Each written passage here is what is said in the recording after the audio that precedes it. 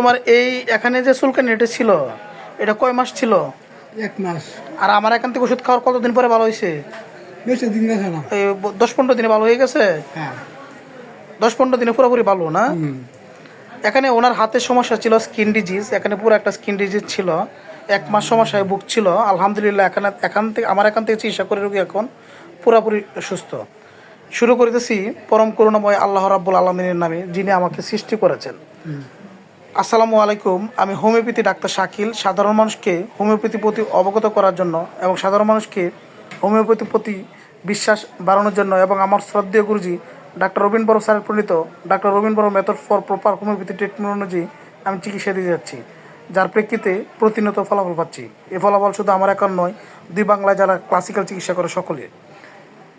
রোগীর লক্ষণ যা ছিল, রোগী ছিল গরম কাতর, পানি পিপাসা বেশি ছিল, গোসলে একটা অলসতে ছিল এবং মিষ্টি পছন্দ ছিল, অল্পতি রাগ উঠত।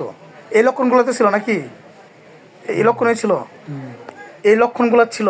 এর প্রেক্ষিতে আমি সালফার 50 মিলিসিমাস ক্যালোপটেন্সি দিয়েছিলাম, তাতে চমৎকার রেজাল্ট চলে আসছে। এখন রোগী পুরোপুরি সুস্থ।